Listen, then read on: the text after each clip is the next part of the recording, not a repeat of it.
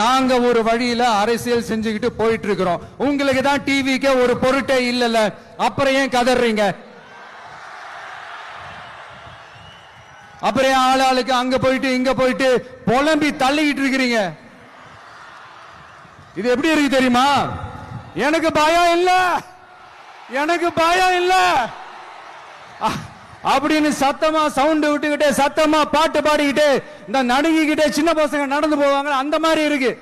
முதல்ல மண்டையில இருக்கிற கொண்டைய மறைங்க சார்.